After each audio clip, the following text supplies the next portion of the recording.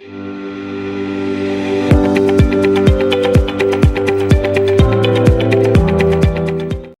and today I have the pleasure to invite Erik, CEO of Actera. And welcome, Erik. Thank you so much.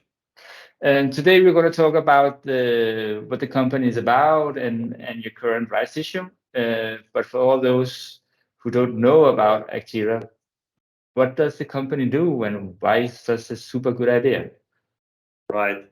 So Actera is a Swedish food tech company, which means that in our case, we grow vegetables in large greenhouses with the artificial light heated, and we can do it in the Nordics and in cold climate.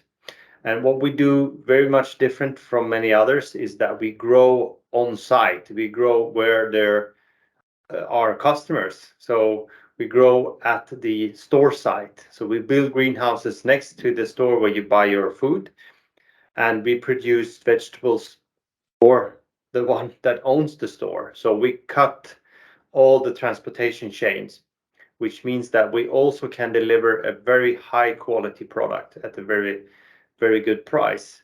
And one really good factor for the ones that owns the stores is it becomes their product because it's locally produced.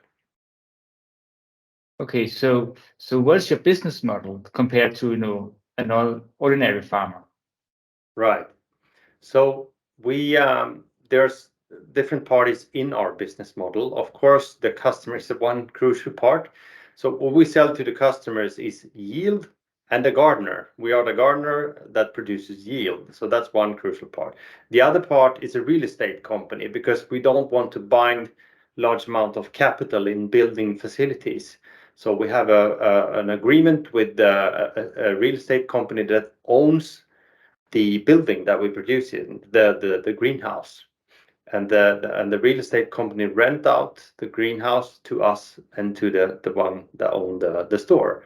And then the third part is a company that buys all the volumes of vegetables that we are not able to sell to the over volume, so to speak, that we're not able to sell to the store, which means that we can, when we establish a facility, we can build it big from the beginning, which means that the cost of establishment is lower, and in the long term, we get a lower production price.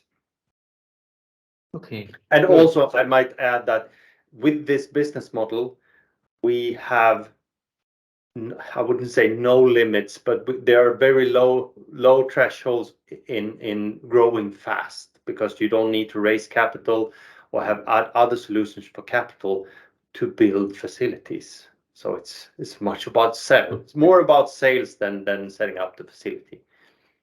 There's a lot of question about food waste. Do you limit food waste with this farming as a service, as you call it?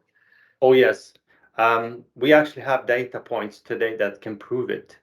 So one facility that were established around the new year, the latest new year, is today cash positive, and the waste is down 75%. And now we're talking about cucumber in this case, and that has to do that we cut away the transportation chain. So the product that ends up in the store is just hours away harvested instead of having like 8 to 10 weeks of transportation in different kind, cooling, etc., etc. So we get very, very much less waste in this with this model. Okay, good. Thank you. So when you're producing extremely locally, close to the store where the end customers buys the produce, how can you scale that business and how fast can you do it? Right. So as I said, the business model in itself give us really good opportunities to scale. We are looking at the Nordic markets, and we are now in Sweden primarily. And the Swedish market is somewhat different from others because the customers are segmented in big chunks. You have like 4 major players on the Swedish market. I mean, retail chain. and we are already today in contract with two of the biggest ones. So that means that we are able to scale really fast because we already have contracts with the bigger players.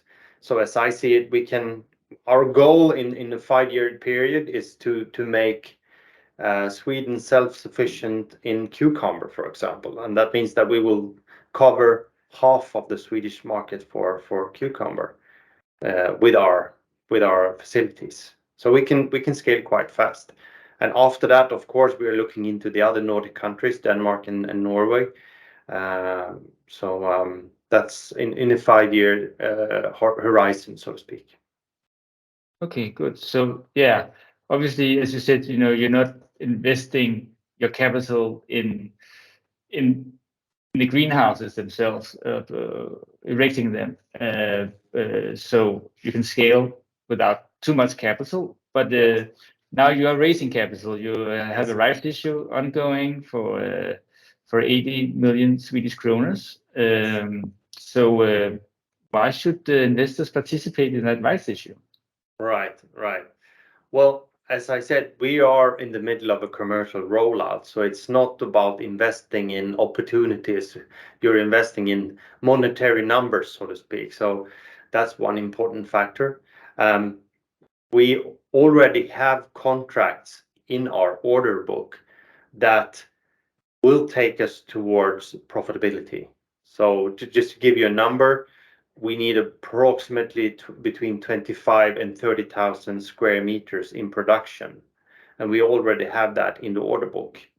So that's also one big reason. And of course, if you're interested in sustainability, as you can imagine, while we cut away all the transportation chains, we have a lot of impact in sustainability. And as I said, we lower the waste quite a lot by this setup or this business model.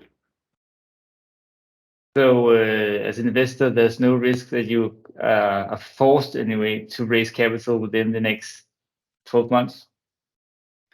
No, I would say if that would happen, it's all about growth. I mean, organic growth to strengthen the organic growth in an already profitable company. Okay, good. Thank you, and good luck with the rights issue that is currently ongoing. And Thank you so much. Thank you so much.